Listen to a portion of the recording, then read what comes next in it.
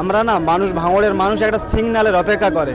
নওশাদ সিদ্দিকী সামান্য একটা সিগন্যাল দিয়েছিল, যেদিন ফুল হুইসেল বাজবে না, ভাঙড়ে কে কোথায় আছে তখন আর খুঁজে পাওয়া যাবে না। আজকে আমরা এসেছি সেই সমস্ত মৃত ভাই যারা আজকে এই দুনিয়া থেকে বিদায় নিয়েছে, যাদেরকে গণপিটুনিতে পুলিশের হাতে যাদের হত্যা হতে হয়েছে, চাই আজকে তাদের মতন যারা আদার্স কোনো মায়ের কোল না খালি হয়, আদার্স কোনো মায়ের ছেলে, এই বাংলার সন্তান যারা পুলিশ হেফাজতে গিয়ে এই হকের জন্য লড়াই করে যারা গণপিটুনিতে মৃত্যুবরণ তারা না করে, তাদের জন্য কিন্তু আজকের আমাদের এই প্রতিবাদ। আমরা শান্ত আছি, শান্ত রাখার চেষ্টা করবো। অশান্তি যখন করার চেষ্টা করবে কারোর খুঁজে পাওয়া যাবে না, এটাই আমাদের শেষ কথা। ভাঙড়ে এখানে যা লোক দেখছো, ভাঙড়ের লোক যখন ভাঙড়ে গাড়ি যখন ঢুকবে, এরকম মাঠ আরও 4টে লাগবে। সেই সঙ্গে প্রতিবাদ, যাদেরকে পুলিশের হাতে, পুলিশের হেফাজতে যাদেরকে মৃত্যুবরণ করতে হয়েছে, যাদেরকে শেষ করা হয়েছে, আজ পর্যন্ত তাদের ন্যায় বিচার তাদের পরিবার কেউ পায়নি। কেন পায়নি? আজকে আমরা সেই পুলিশ মন্ত্রীর কাছে আমরা দলবদ্ধভাবে একত্রিত হয়ে আমরা আজকে এই প্রতিবাদ করব যে আমাদের সেই মৃত ভাইয়ের আজই পর্যন্ত তার সেই সুবিচার তার পরিবারের লোক কেন পেল না। ওটা দেখো, আমরা কি বলছি, আমরা কি স্বপ্ন তো দেখিনি। মানুষ আসবে, আইএসএফের মানুষ কত ভালোবাসে, নওশাদ সিদ্দিকীর নেতৃত্বে মানুষ কত ভালোবাসে, খালি সময়ের অপেক্ষা। সময় প্রমাণ করে দেবে, শিয়ালদা কথা বলবে সময়। আপনারা দাবি কি রাখছেন? দাবি কি রাখছি, পশ্চিমবাংলা রাজ্য সরকারের দাবি করবো যেন ভবিষ্যতে আপনার হাল পশ্চিম বাংলাদেশের মতো না হয়। পুলিশ প্রশাসনকে সেইভাবে চালানোর চেষ্টা করুন, রাজ্যটাকে সেইভাবে চালানোর চেষ্টা করুন। মানুষকে মানুষ, বাড়ির প্রত্যেকটা মা বোনেদেরও রাস্তায় নামতে বাধ্য করবেন না, যাতে বাংলাদেশের মতন হাল আপনাদের না হয়। যদি পুলিশ হেফাজতে গিয়ে যদি মানুষকে মরতে হয়, তাহলে মানুষের নিরাপত্তা কোথায়? আমরা কোথায় নিরাপত্তা দাবি করব? তার জন্য আজকে বিভিন্ন থানাতে ডায়েরি করে যখন সেই বিচার আমরা পাইনি, আজকে আমরা বাধ্য হয়েছি এই মহামিছিল করতে রোডে দাঁড়িয়ে। আজকে শিয়ালদা থেকে ধর্মতলা পর্যন্ত আমাদের মিছিল চলবে, কোনো মার্কা লাল নেই আমাদের এই মিছিল বন্ধ করে। আমরা দেখেছি যে পঞ্চায়েতে অনেকে মারা গেছে, তাদের কিন্তু এই প্রশ্নে নেই। পঞ্চায়েতে মারা যাওয়ার বিষয় আলাদা, আর পুলিশের গণপিটুনিতে মারা আলাদা। উভয় পক্ষের বিষয়টা আলাদা। আগে জানতে হবে আন্দোলনটা কিসের নিয়ে হচ্ছে। যেসব ভাইরা পুলিশ স্টেশনে গিয়ে পুলিশের দ্বারা, আইনের লোক দ্বারা যে ক্ষতিগ্রস্ত মারা গিয়েছে, তাদের জন্য আন্দোলনটা হচ্ছে।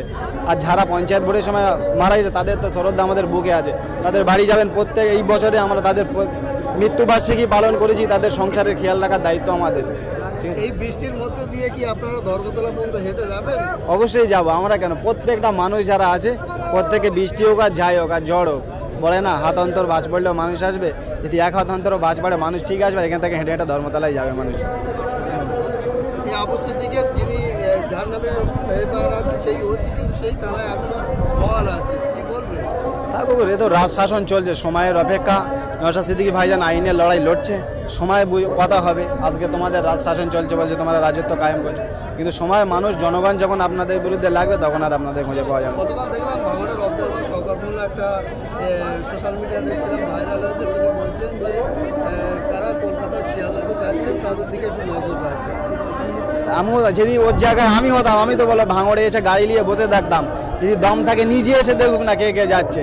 ভাঙড়ের মানুষ ভয় পায় না, বুঝতে পেরেছো? যদি আমি ওর জায়গায় বললাম, আমি যে হতাম ভাঙড়ের চৌরাস্তায় এসে কিংবা সিস লাইনে গাড়ি পার করে গাড়ির উপরে পা দিয়ে দেখতাম কারা যাচ্ছে। আর ভাঙড়ের মানুষ এতটাই সাহসীবান, বুকে পা দিয়ে মানুষের শিয়ালদার বুকে আসার জন্য তৈরি হতো। আমরা দেখেছি একেবারে আইএসএফ এর হয়ে পশ্চিমবাংলায় কিছু ভোট নিয়ে সর্বপ্রথম ভাঙড়ে আন্দোলন শুরু হয়।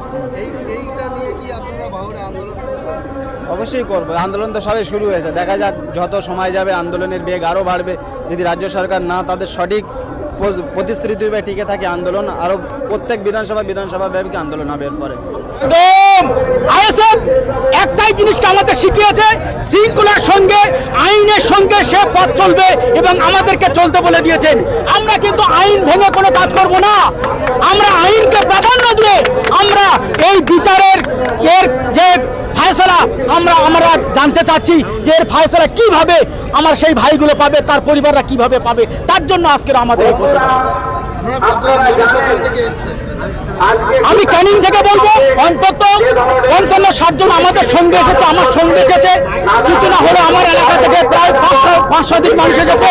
আর এখানে যা দেখতে পাচ্ছি প্রায় লক্ষাধিক মানুষ আজকে এই মহা মিছিলে তারা সামিল হয়েছে, আরো সামিল হচ্ছে।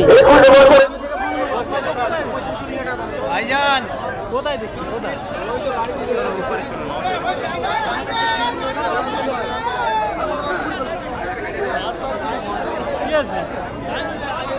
হাতে রাখা যখন ভিডিও করে তখন জড়িয়ে যাচ্ছে। না এখন আর তার লাগবে না, এখন এমনি ভিডিও করে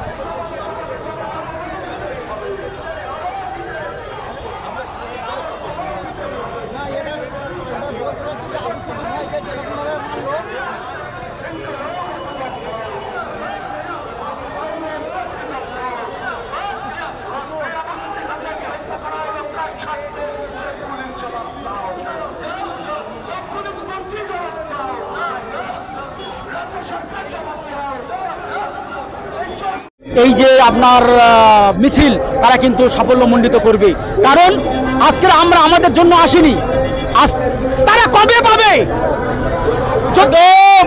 আইএসএফ একটাই জিনিসকে আমাদের শিখিয়েছে, শৃঙ্খলার সঙ্গে আইনের সঙ্গে সে পথ চলবে এবং আমাদেরকে চলতে বলে দিয়েছেন। আমরা কিন্তু আইন ভেঙে কোনো কাজ করব না, আমরা আইনকে প্রাধান্য দিয়ে আমরা এই বিচারের এর যে ফায়সালা আমরা জানতে চাচ্ছি যে এর ফায়সালা কিভাবে আমার সেই ভাইগুলো পাবে, তার পরিবাররা কিভাবে পাবে, তার জন্য আজকের আমাদের এই প্রতিবাদ। আপনারা কতজন মানুষ ওখান থেকে এসছেন? আমি ক্যানিং থেকে বলবো অন্তত ৫৫-৬০ জন আমাদের সঙ্গে এসেছে, আমার সঙ্গে এসেছে, কিছু না হলে আমার এলাকা থেকে প্রায় ৫০০ মানুষ এসেছে। আর এখানে যা দেখতে পাচ্ছি প্রায় লক্ষাধিক মানুষ আজকে এই মহা মিছিলে তারা সামিল হয়েছে, আরো সামিল হচ্ছে। আমরা দেখেছি যে পঞ্চায়েতে অনেকে মারা গেছে, তাদের কিন্তু এই প্রশ্নে নেই, কি বলবেন? দেখো, পঞ্চায়েতে মারা যাওয়ার বিষয় আলাদা আর পুলিশের গণপিটুনিতে মারা আলাদা, উভয় পক্ষের বিষয়টা আলাদা। আগে জানতে হবে আন্দোলনটা কিসের নিয়ে হচ্ছে। যেসব ভাইরা পুলিশ স্টেশনে গিয়ে পুলিশের দ্বারা আইনের লোক দ্বারা যে ক্ষতিগ্রস্ত মারা গিয়েছে তাদের জন্য আন্দোলনটা হচ্ছে। আর যারা পঞ্চায়েত ভোটের সময় মারা গেছে তাদের তো শ্রদ্ধা আমাদের বুকে আছে, তাদের বাড়ি যাবেন প্রত্যেক। এই বছরে আমরা তাদের মৃত্যুবার্ষিকী পালন করেছি, তাদের সংসারের খেয়াল রাখার দায়িত্ব আমাদের। ঠিক আছে, এই বৃষ্টির মধ্যে দিয়ে কি আপনারা ধর্মতলা পর্যন্ত হেঁটে যাবেন? অবশ্যই যাবো আমরা, কেন প্রত্যেকটা মানুষ যারা আছে প্রত্যেকে বৃষ্টি হোক আর যাই হোক আর ঝড় হোক, বলে না হাত